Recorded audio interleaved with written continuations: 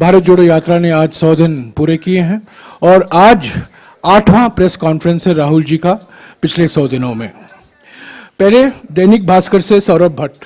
मैं दो शब्द बोल दूं? हाँ, I can start. Yeah. Okay. पहले राहुल जी कुछ बताइए।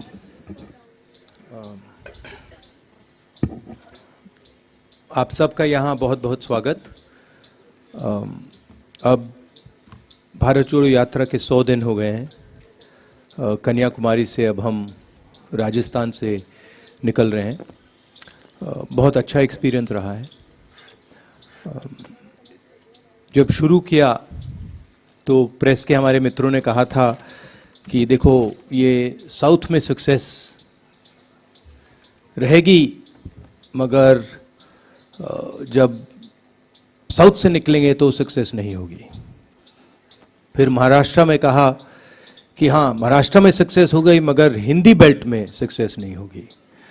और फिर हिंदी बेल्ट में जब हम आए, कहा अच्छा मध्य प्रदेश में सक्सेस हो गई, बट अब राजस्थान में फैक्शनलिज्म है, वहाँ पे सक्सेस नहीं होगी। और आपने बहुत क्लियरली देखा कि राजस्थान में बहुत लोग आए, लाखों लोग आए। हमारे संगठन ने बहुत अच्छा इफेक्टिव काम किया और शायद सबसे अच्छा रिसेप्शन इस यात्रा का राजस्थान में हुआ। यात्रा के लक्ष्य 3 हैं। सबसे ज़रूरी कि हम हिंदुस्तान को जोड़ना चाहते हैं। जो नफरत, हिंसा और डर की राजनीति बीजेपी कर रही है, आरएसएस कर रहे हैं, उसके खिलाफ हम खड़ा होना चाहते हैं। और ये मैसेज बहुत अच्छी तरह देश में गया है। बहुत अच्छा रिसेप्शन हुआ है इस मैसेज का। ये लोग सुनना चाहते हैं। ये राजनीति करने का एक दूसरा तरीका है, कांग्रेस का तरीका है, गांधी जी का तरीका है। दूसरे 2 मैसेजेस हैं।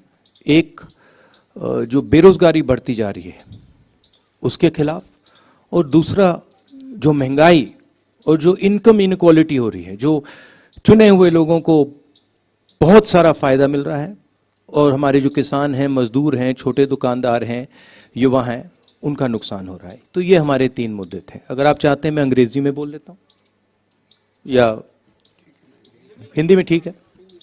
अब आपके जो सवाल होंगे आप पूछ सकते हैं। दैनिक भास्कर के सौरभ भट्ट, माइक दीजिएगा जल्दी जल्दी,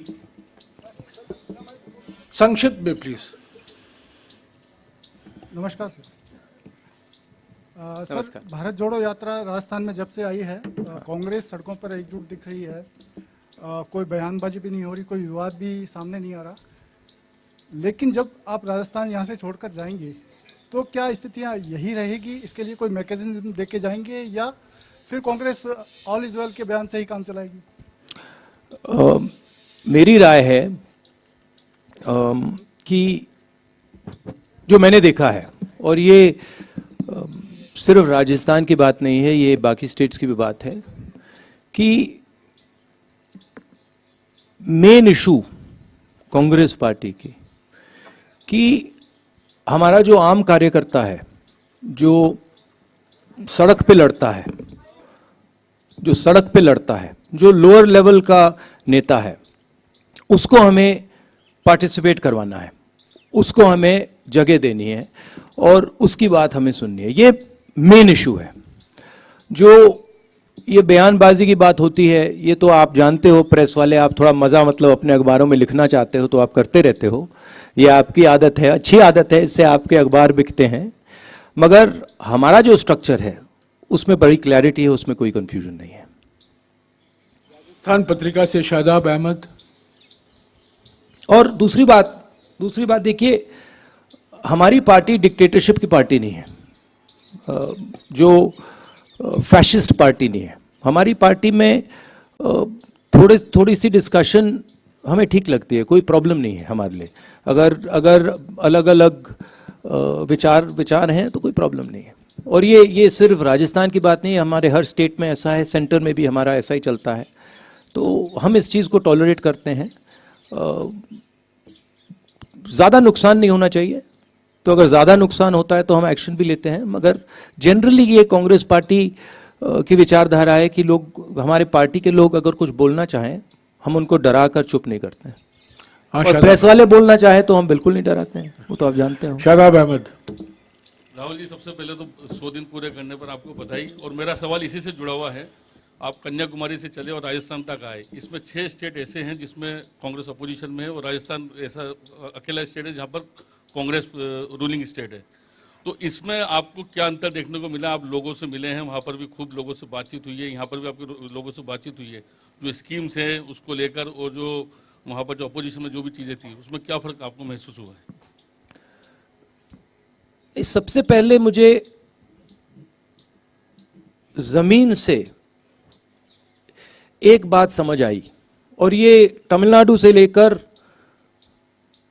राजस्थान तक, कि कांग्रेस पार्टी का जो कार्यकर्ता है, कांग्रेस पार्टी का जो सपोर्टर है, उसके कोई कमी नहीं है। लाखों करोड़ों लोग हैं, और सिर्फ हमारी पार्टी के लोग नहीं, मतलब आम नागरिक भी बहुत, मतलब कांग्रेस पार्टी से बहुत प्यार करते हैं। तो ये तो देखने को मिला हर स्टेट में। जो आपने कहा, जब हमने यात्रा शुरू की, मैंने भी सोचा था कि एक्चुअली जो केरला में हमारा संगठन है वो शायद बहुत मजबूत है, मगर उसके बाद मैंने सोचा कि केरला बेस्ट होगा। केरला के बाद कर्नाटका उससे बेहतर चला गया, और इंप्रूव करता गया। मतलब मध्य प्रदेश में जो हमें रिस्पांस मिला, महाराष्ट्र में जो रिस्पांस मिला, आप लोग दिखा नहीं रहे हो, वो तो आपके, मतलब आपको करना पड़ रहा है, नहीं दिखा पा रहे हो, वो अलग बात है। बट भयंकर रिस्पांस है, इमोशनल रिस्पांस है, प्यार भरा रिस्पांस है सब जगह। यहां पे 2-3 योजनाओं के बारे में लोग मुझे कहते हैं, और आम नागरिक कह रहे हैं। एक, ये जो चिरंजीवी योजना है, इसके बारे में काफ़ी लोग कह रहे हैं कि ये बहुत अच्छी योजना है। दूसरा, जो यहाँ पे शहरी मनरेगा शुरू किया है, शहरी रोजगार गारंटी स्कीम, उसके बारे में भी लोग काफ़ी कह रहे हैं। छोटी छोटी प्रॉब्लम्स हैं, तो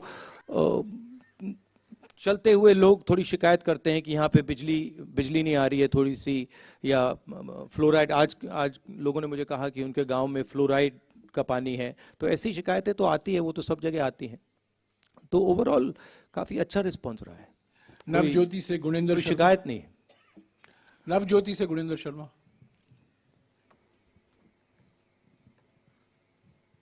हेलो राहुल जी, ये आपके क्या है कि 4 साल सरकार के पूरे हो रहे हैं और सभी मंत्री सरकार रिपीट होने का दावा कर रहे हैं।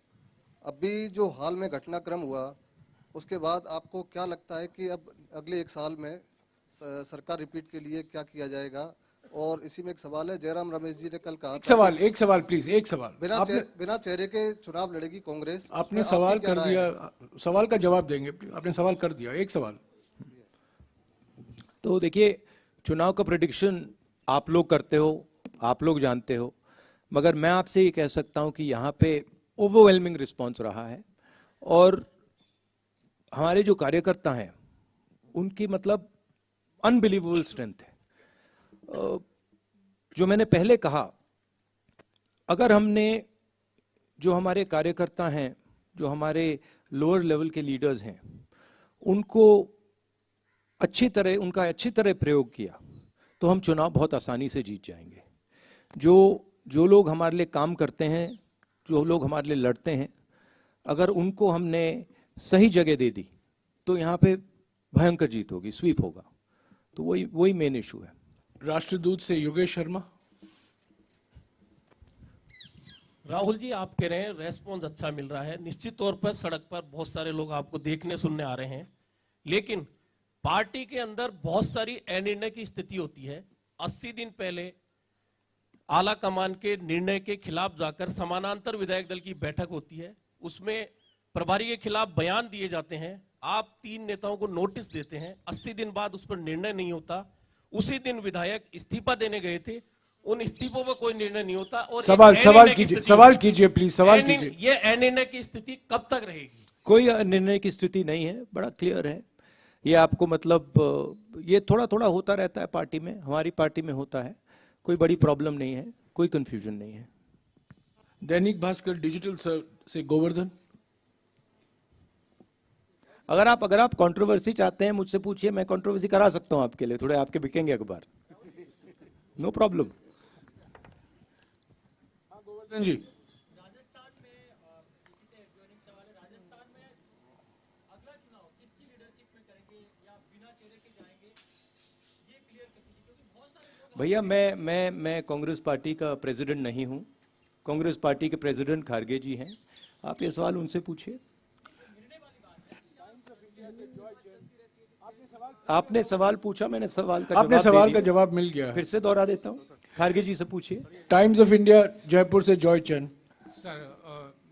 सर मेरा क्वेश्चन है, ये कांग्रेस में क्या है, कुछ नेता लोग बोलता है ये कोई नेता चला गया तो कोई फर्क नहीं पड़ता, the lot of attrition in the Congress, so what you are planning to stem this tide of people leaving Congress and joining other parties and BJP poaching them? Where is the tide? Last I heard, Congress won the election in Himachal Pradesh. You're not congratulating us for that. No, we are. How come you haven't said? How come you haven't said congratulations, Congress Party winning Himachal Pradesh? That you're not saying. That is only a drop in the ocean, actually. No? No, it's not. See, please don't underestimate what the Congress Party is. See what has happened, and with all due respect, you have been responsible for it. Is there Hindi mein? Hindi? English or Hindi? You asked the question. What do you prefer? English. So there has been a systematic defamation campaign, okay, run against myself for sure, and run against the Congress Party. And the press has participated willfully in this campaign.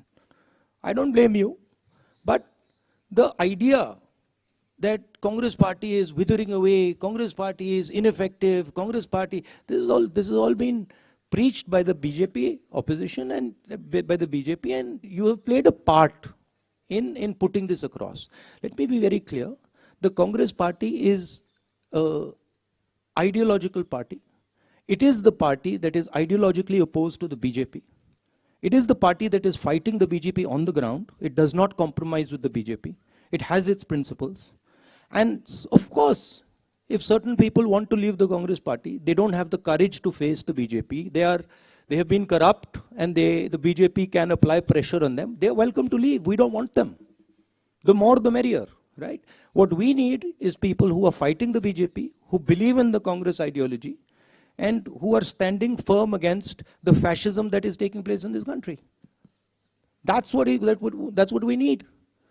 So this idea that Congress Party is dying, this Congress Party, is finished. I mean, a lot of people have this fantasy, right? It's not true. It won't come true. Mark my words. The BJP is going to be taken down by the Congress Party. Okay? Thank you. जी राजस्थान हिंदी में से बोल शशि दूं? मोहन। हिंदी में बोल दूं? जी राजस्थान से शशि मोहन। बोल दे। देखिए ये जो अभी जो बोला, देखिए एक बीजेपी आरएसएस, ये इनका काम डिफेमेशन है। यही इनकी सबसे बड़ी स्ट्रेटजी है, यही इनकी सबसे बड़ी स्किल है। मुझे डिफेम किया और हर रोज ये कांग्रेस पार्टी को डिफेम करते हैं। और मैं आपको सच बताऊं तो इसमें प्रेस का भी रोल है, और मैं आपको गलती नहीं देता हूं। आपके मालिक हैं, आप पर दबाव डालते हैं, वो ठीक है, मगर ये कहना कि कांग्रेस पार्टी बिखर गई, कांग्रेस पार्टी खत्म हो गई, ये बिल्कुल गलत है। कांग्रेस पार्टी एक विचारधारा है, देश में बहुत जीवित है, लाखों करोड़ों लोगों के दिल के अंदर है, और यही पार्टी है जो बीजेपी के खिलाफ लड़ रही है, जो पीछे नहीं हटती है, आइडियोलॉजिकली लड़ रही है, और यही पार्टी बीजेपी को आने वाले समय में हरा के दिखाएगी। जी राजस्थान से शशि मोहन।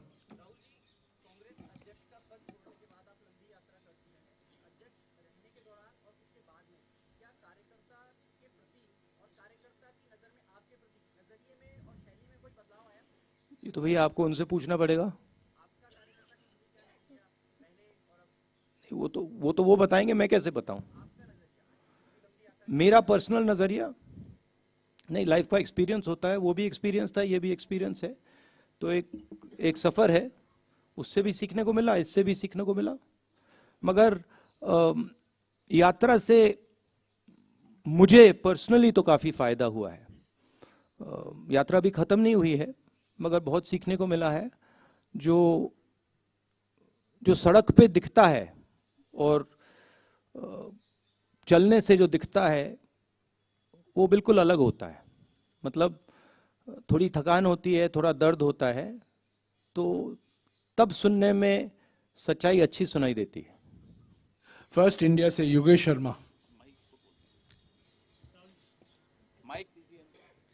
क्योंकि जब सड़क पे चला जाता है तो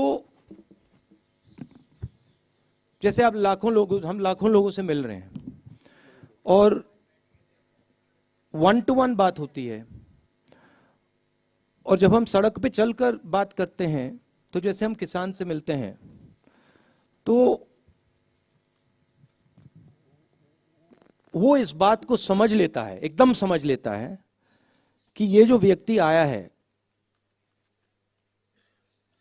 ये दर्द सह के आया है, ये फालतू में नहीं आया है, ये चल के आया है, एक प्रकार से बोझ उठा के आया है। तो वो दूसरे तरीके से बोलता है और वो दिल से बोलता है, वो दिमाग से नहीं बोलता है। तो जब हिंदुस्तान की जनता दिल से बोलती है तो बिल्कुल अलग चीज समझ आती है। एक बात यह है। दूसरी बात है कि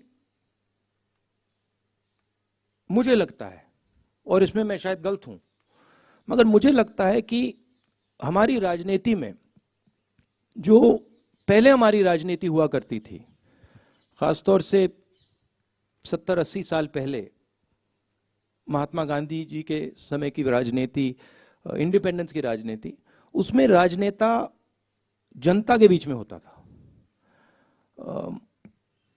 एक प्रकार से जनता के अंदर होता था, दूरी नहीं थी।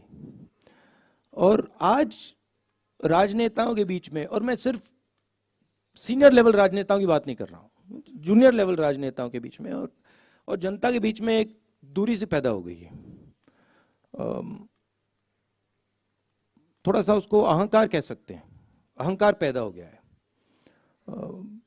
शायद उस टाइम देश गरीब था, आज़ादी मिली थी, तो नेताओं की अप्रोच थोड़ी अलग थी। आजकल मुझे लगता है कि दूरी बन गई है, और मैंने सोचा कि ये जो दूरी है, और शायद मुझ में भी थी थोड़ी सी दूरी, मैंने सोचा इस दूरी को खत्म करना है। ये दूरी फिजिकल दूरी नहीं है, ये दर्द की दूरी है।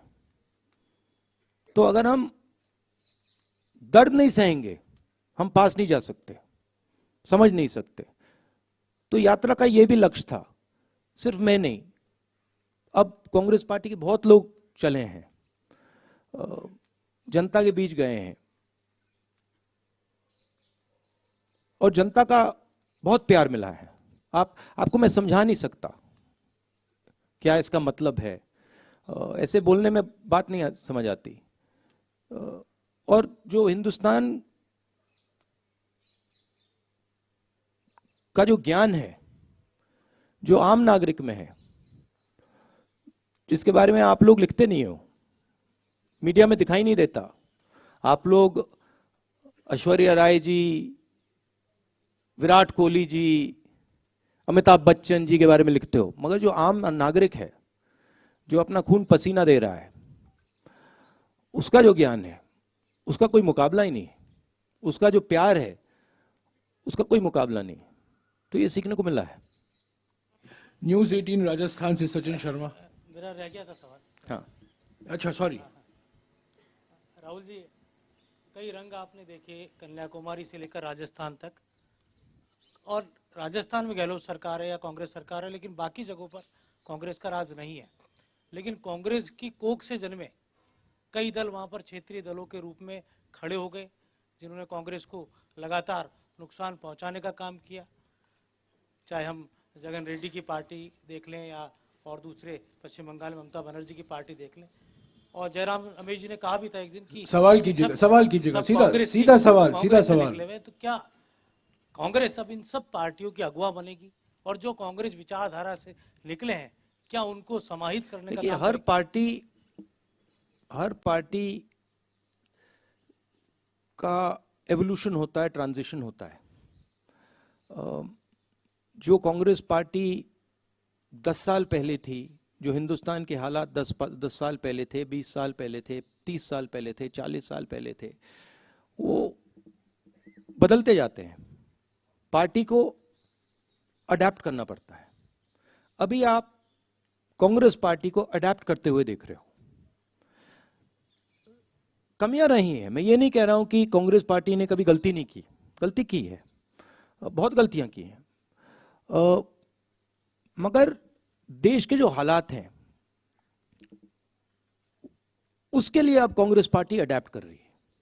और जो कांग्रेस पार्टी की जड़ है, जो उसका डीएनए है, अब कांग्रेस पार्टी उसके ओर जा रही है।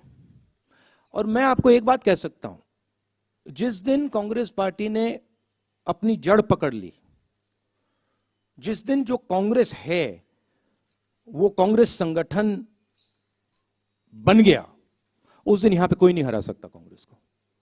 तो ये कम्युनिकेशन है, जनता के साथ एक कम्युनिकेशन है, जनता को समझने का प्रयास है और अपने आप को बदलने का प्रयास है। ठीक है, तो ये आप ट्रांजिशन देख रहे हैं, इसमें थोड़ा टाइम लगेगा, मगर ये विचारधारा जो है कांग्रेस पार्टी की, ये 10-15 साल पुरानी नहीं है, ये 100 साल पुरानी भी नहीं है। ये जो लड़ाई चल रही है, ये हजारों साल पुरानी लड़ाई है, हजारों साल पुरानी। तो ये विचारधारा की लड़ाई पहले थी, आज है, कल भी रहेगी। कांग्रेस पार्टी को प्रिसाइसली ये समझना है कि कांग्रेस पार्टी है क्या, और वो एक सफर है।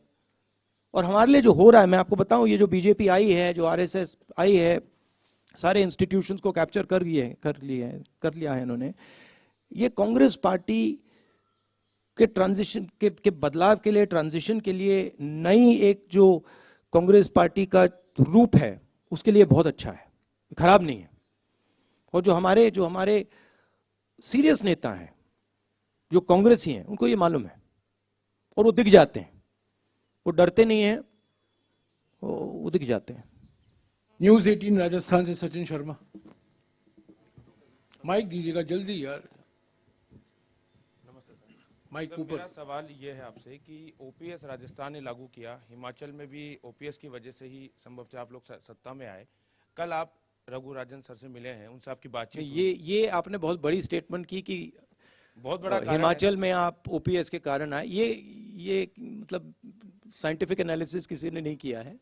उसका एक बड़ा रोल रहा होगा। गहलोत साहब भी कई बार गए, उन्होंने ओपीएस की बात कही, लेकिन कई अर्थशास्त्री उसके विरोध में, उसके खिलाफ हैं। कल आपकी रघुराम राजन साहब से लंबी बात हुई, क्या उनसे इस बारे में आपकी कोई बातचीत हुई? उनकी क्या राय है और आप इस बारे में? नहीं, उनसे इसके बारे में राय नहीं हुई। आप क्या सोचते हैं सर? प्यार से भैया, नहीं, उनसे बात नहीं हुई, मगर हमारी जो जनरल अप्रोच होती है, जो हमारी स्टेट लीडरशिप, नॉर्मली जो स्टेट लीडरशिप करना चाहती है, थोड़ी सी फ्लेक्सिबिलिटी हम उनको देते हैं। तो हम ये नहीं कहते हैं कि हर स्टेट को ये करना है, हम सेंटर से एडवाइस दे सकते हैं, एडवाइस देते हैं कि हमें लगता है कि ये ठीक है या ये ठीक नहीं है, बट जनरली हम स्टेट्स पे छोड़ देते हैं, क्योंकि अलग अलग स्टेट्स को अलग अलग तरीके से अपनी सरकार चलानी पड़ती है। इंडिया न्यूज राजस्थान से दिनेश डांगी।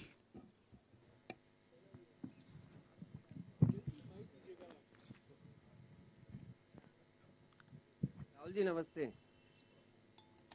राहुल जी, आप नमस्कार। लगातार कह रहे हैं कि ये मेरी यात्रा सियासी नहीं है, नया आप वोट मांग रहे हो। सॉरी, क्या? आपकी यात्रा सियासी नहीं है, मकसद 3 आपने बता रखे हैं। नहीं, ये मेरी यात्रा नहीं है भैया, कांग्रेस की, हाँ, जन की हो जाएगी, जो भी, मगर मेरी नहीं है। Best of luck. लेकिन आप दिल से बोलते हैं, दिल का ही सवाल करते हैं, तो पब्लिक पूछ रही है ये आदमी क्यों घूम रहा है, इसको वोट नहीं चाहिए, राजनीति ये नहीं कर रहा, क्या फायदा मिलेगा? अल्टीमेटम जो मुद्दे आप उठा रहे हैं 8 साल से 2014 से, न मीडिया न मोदी सरकार सीरियस ले रही है, पब्लिक रिजल्ट दे चुकी है लोकसभा राज्यसभा में, तो वो कह रही है क्यों घूम रहा है? ये व्यक्ति इसलिए घूम रहा है क्योंकि इस देश में बीजेपी ने डर और नफरत फैला दिया है, और ये व्यक्ति इसलिए घूम रहा है क्योंकि वो डर और नफरत को मिटाना चाहता है। और ये व्यक्ति, ये पहला व्यक्ति नहीं है जो ऐसे घूम रहा है, ऐसे बहुत सारे व्यक्ति घूमे हैं, और ये हिंदुस्तान का इतिहास है। ये जो नफरत और डर से लड़ने का ये हिस्ट्री है हमारी, ये इतिहास है, और मैं पहला नहीं हूँ और अंतिम नहीं होऊंगा। और ये मेरी यात्रा नहीं है, ये हिंदुस्तान के लोगों की यात्रा है, ये कांग्रेस पार्टी की विचारधारा की यात्रा है, और ये हिंदुस्तान को जोड़ने की यात्रा है। राजस्थान मीडिया से आखिरी सवाल है पत्रिका टीवी से राहुल सिंह।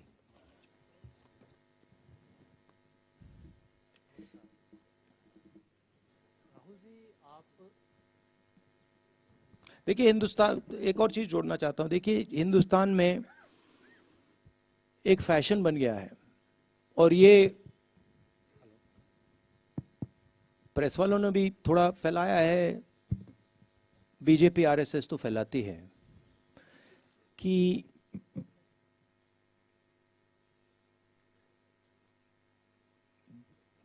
देश के लोग एक दूसरे से नफरत करते हैं। मगर जो मुझे दिखा, और मैं अब तकरीबन 2500 कितने चले हैं जयराम जी, 2800 किलोमीटर चला हूं, तो थोड़ा तो मैंने देखा होगा। मुझे दिखा है कि इस देश में करोड़ों लोगों के दिल में एक दूसरे के लिए प्यार है, मोहब्बत करते हैं एक दूसरे से, भाईचारा है, और एक दूसरे के लिए लड़ जाएंगे, मर जाएंगे। और मुझे बहुत खुशी हुई, क्योंकि मैंने भी सोचा था कि भाई देश को खो क्या गया है, ऐसे देश में इतनी नफरत कैसे हो सकती है। और सच बताऊं तो मुझे बहुत अच्छी चीज देखने को मिली कि नफरत ऊपर से फैलाई जा रही है, उसमें आप लोग भी काम कर रहे हो, करना पड़ रहा है, मगर नीचे से आप देखें, प्यार है, भाईचारा है, इज्जत है, रिस्पेक्ट है, और यही इस देश की संस्कृति है, यही इस देश की हिस्ट्री है, इसको बदला नहीं जा सकता है। राहुल जी, आपने 2500 किलोमीटर की यात्रा की और लगातार चल रहे हैं। इस पूरी यात्रा में राजनीतिक रूप से, सामाजिक रूप से क्या आपने बदलाव, क्या दो तीन अहम चीजें महसूस की जो आने वाले समय में चुनौती बन सकती है और कांग्रेस पार्टी उसका मुकाबला भी कर सकती है? इस तरह की क्या दो तीन चीजें अहम रूप से महसूस किया आपने?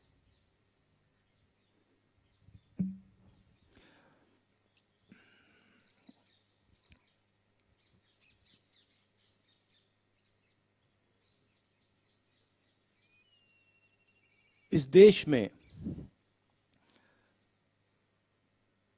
आर्थिक अन्याय हो रहा है,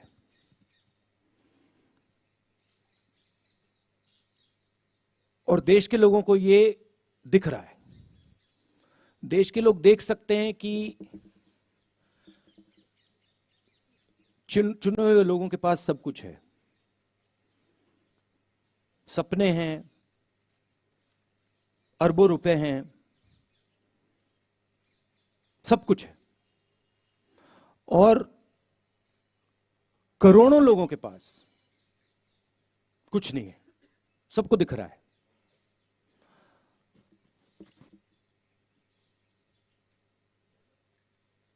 करोड़ों लोग हर रोज उठते हैं, कोई ना कोई सपना देखते हैं, और फिर उनका सपना टूट जाता है।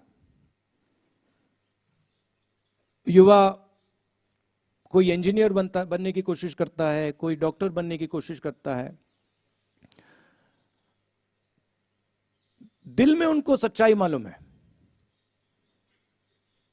कि कुछ मिलेगा नहीं,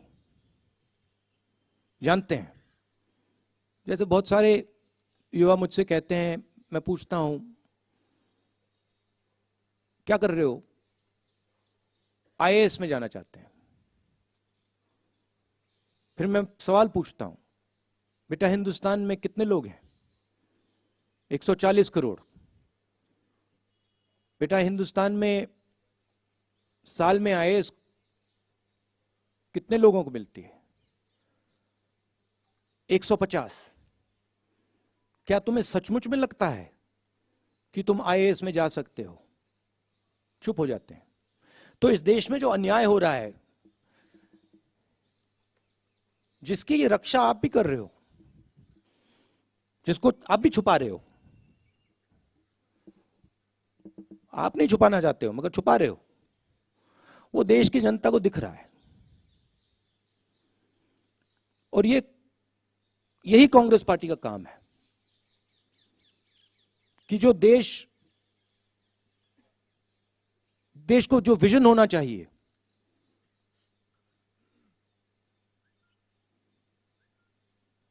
आगे का पीछे का नहीं। बीजेपी कहती है देखो देखो देखो 2000 साल पहले क्या हुआ, वो विजन नहीं होता है। जैसे मैंने किसी से कहा, गाड़ी को आप रियर व्यू मिरर में देख कर नहीं चला सकते, एक्सीडेंट होगा। वही हिंदुस्तान को हो रहा है। कांग्रेस पार्टी आगे देखती है, भूलते नहीं, हिस्ट्री को भूलते नहीं है, मगर हम आगे देखते हैं। हम देश को विजन देने की कोशिश करते हैं, हम देश की आवाज सुनते हैं। तो हमारे लिए बहुत बड़ी अपॉर्चुनिटी है और यह काम सिर्फ कांग्रेस पार्टी कर सकती है और कोई बीजेपी नहीं कर सकती। तो हमारे लिए बहुत बड़ी अपॉर्चुनिटी है। दुख होता है, यह देखकर दुख होता है कि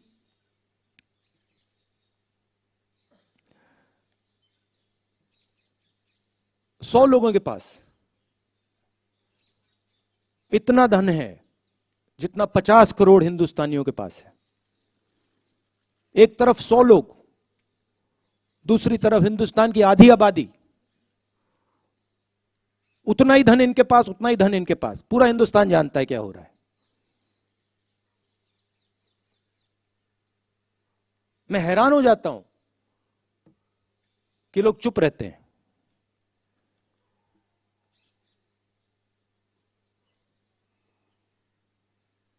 दिल बड़ा है उनका, मगर ऐसे देश नहीं चलाया जा सकता। तो ये समझने को मिला मुझे। राहुल जी, हमारे पास 5-7 मिनट बाकी हैं। 3 सवाल जल्दी लूंगा मैं दिल्ली स्थित मीडिया से। असीम कमाल, पीटीआई से। Sir, 2024 is not very far. There are a lot of regional parties that have been talking about bringing the opposition together. When will the Congress take the lead in bringing the opposition together? And in that context, how will you reconcile your differences with parties like TMC and AAP? Brother, you have to ask this to the Congress president. I have a view that the Congress party must work with all the opposition parties. There's a lot of space to do that. But the exact strategy, how it's going to be done, that you have to ask the new Congress president. I'm actually not involved in that right now. Niyamika Singh, Times Now. Is she here?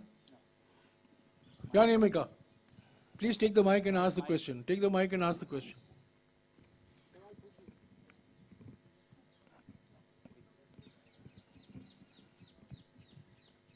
Hi, sir.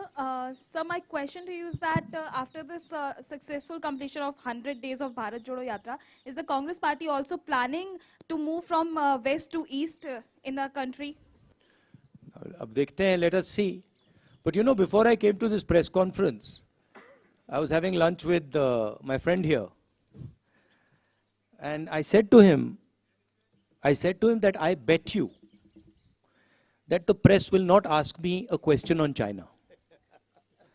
I said, मैं आपसे शर्त लगा लेता हूं कि press वाले आज सब सवाल पूछेंगे, आगे पीछे दाएं बाएं, यात्रा, सचिन पायलट, अशोक गहलोत, सब पूछेंगे, मगर चाइना के बारे में एक सवाल नहीं पूछा जाएगा।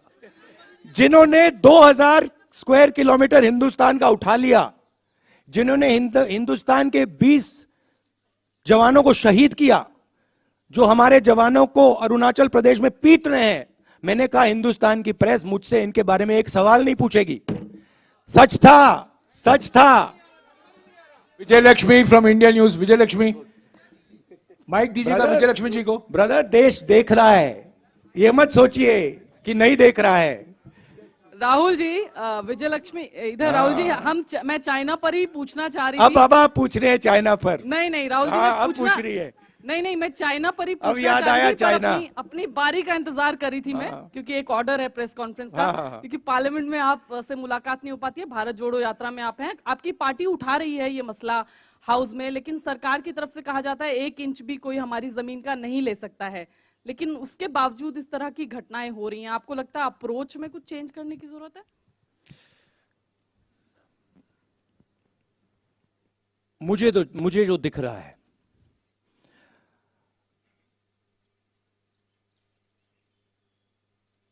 जो चाइना का थ्रेट है, और मुझे तो वो क्लियर, और मैं इसको अब 2-3 सालों से कह रहा हूं, वो बिल्कुल क्लियर है, और सरकार उसको छुपाने की कोशिश कर रही है, सरकार उसको इग्नोर कर रही है। मगर उस थ्रेट को ना छुपाया जा सकेगा और ना इग्नोर किया जा सकेगा। उनका पूरा प्रिपरेशन चल रहा है, उनका लद्दाख की साइड और अरुणाचल की साइड पूरा ऑफेंसिव प्रिपरेशन चल रहा है। हिंदुस्तान की सरकार सोई हुई है, इस बात को हिंदुस्तान की सरकार सुनना नहीं चाहती है, मगर उनका प्रिपरेशन चल रहा है, और प्रिपरेशन युद्ध का है। प्रिपरेशन कोई इंकर्जन का नहीं है, प्रिपरेशन युद्ध का है।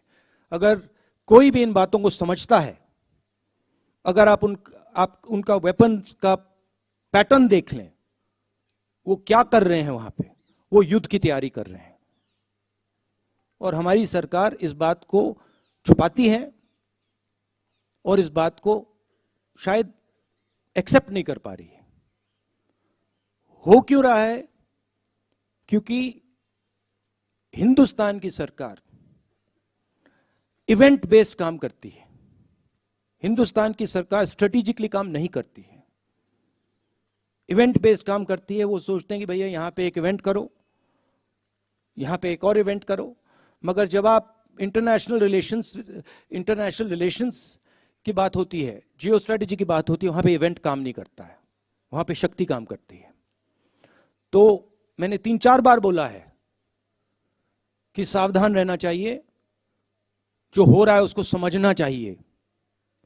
उनकी बयानबाजी आती रहती है, मैं देखता हूं एक्सटर्नल अफेयर्स मिनिस्टर बोलते रहते हैं,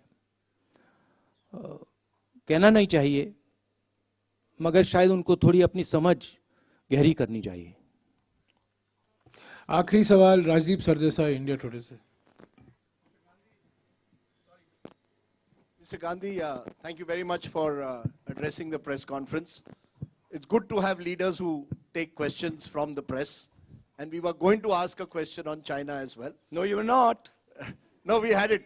Moshmi and I had discussed it, but that's okay, sir. No. Of course. That's okay, After I said it, of course, now suddenly the questions will come. No.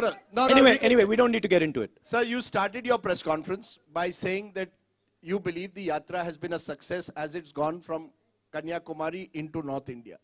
Can you define for us what Rahul Gandhi believes is the success of a Yatra? Because only last week, you lost an election in Gujarat badly, you won an election in Himachal. Is electoral success one of the criteria for you when you say success of the Yatra? And what next for you after this Yatra, Rahul Gandhi ji? Are you building towards 2024? Is that also part of this Yatra's journey, sir? Look,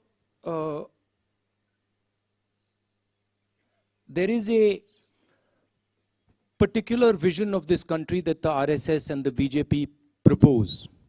There's a particular path that they believe this country should take. It's a violent path. It's a hate-filled path. It's a path that is designed to create two Indias. One is an India where there are 5 or 6, 10 billionaires, and the other India where everybody else will live in poverty, in desperation. That's their vision. It's also a hate-filled vision. It's an angry vision of India. And it is a view. It is a view held by quite a few people that this is what India should look like. That one language should dominate, one state should dominate, one idea should dominate, one culture should dominate, right? One religion should dominate. And there's another view. And that view is that this country should talk to itself. It should have a conversation with itself. It should be affectionate to itself. It should understand the pain that this country is going through. It should not be arrogant, it should be humble. It should reach out to other people. It should embrace other people. This is another vision. This is what the Bharat Jodo Yatra has been very successful at showing, that there is another alternative. Nobody in the Yatra is beating each other up. Nobody is abusing each other. Someone falls down, everybody lifts them up. Nobody asks, what caste are you? Which state you come from? How dare you come here? Nobody is asking these questions, right? And that the Yatra has been full of love and affection. Anybody comes, they're treated with respect. Doesn't matter who they are. A lot of people come to me, when I'm talking to them, I don't agree with them. They'll say something to me, I tell them I don't agree with you. But there is the space for the disagreement. So where the Yatra has been extremely successful is that it has shown that there is another way of doing things. It has shown that you can actually respect people, you can actually embrace people, you don't have to be nasty and cruel. Okay, so there it has been a tremendous success. What next for me? I have said that the Yatra ends in Srinagar. I think it will end by the end of January. And I've said that, look, it is my endeavor to focus on this Yatra until the flag is hoisted in Srinagar. This is it's a public journey. It's a journey of many, many yatris, millions of people. But for me also, it's a private experience. It's getting to understand a lot about the people that I love, about myself. And so it has been a big experience for me. It's been a very good learning experience for me personally. And you can ask that question to most of the yatris, they will tell you the same thing.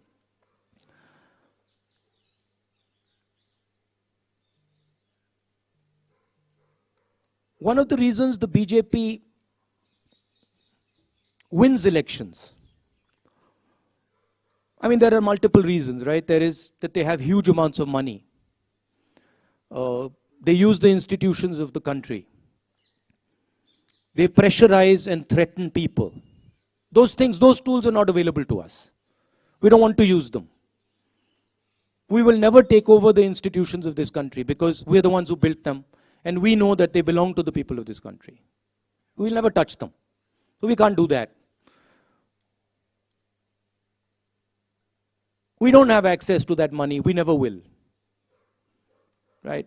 Because we don't offer the conveniences that the BJP offers. We say inconvenient things about farmers and laborers and small businesses and youngsters, and we do all that. So we'll never get that money. But one of the other reasons that BJP wins elections is because they're very clear on who they are. They're hateful, I don't agree with them. They divide India, I don't agree with them. but they have complete clarity on who they are. It's easy to have clarity on who they are, because for them it's just,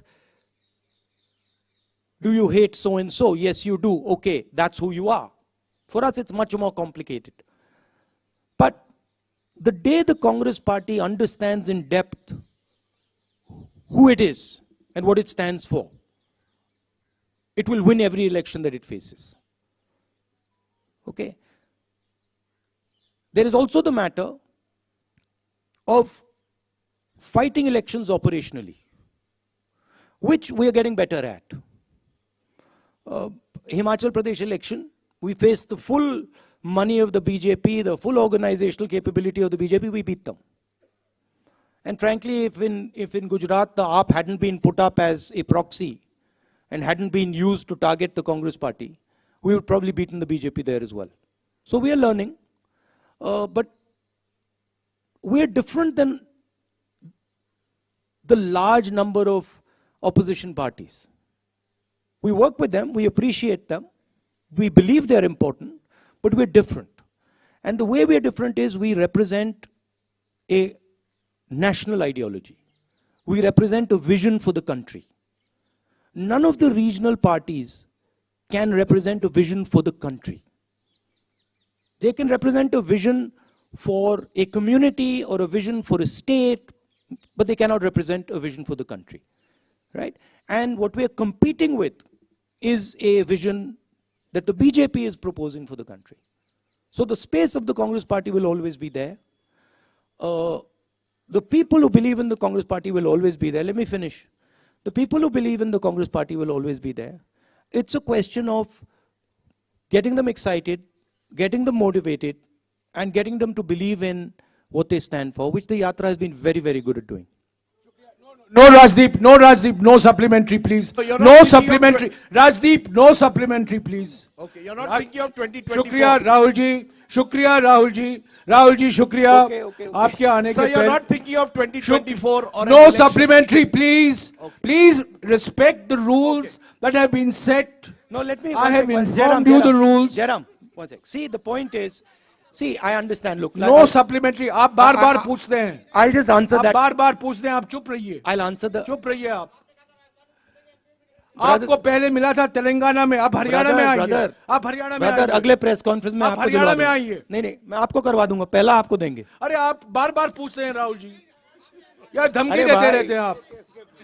Okay, friends, everybody friends. Okay, one second. Now I just want ji, to. समय हो चुका I है. just want to say one thing to Okay, Rajdeep. okay. See, the point is that these questions are meant to distract, right? They're meant to take the press conference to a different place. I've got enough experience now. I'm not going to fall for it, right? And I'm not going to actually indulge in helping you take the press conference to a place where I don't want it to go. Thank you. Thank you Rahul ji, आप यहाँ photo लीजिएगा.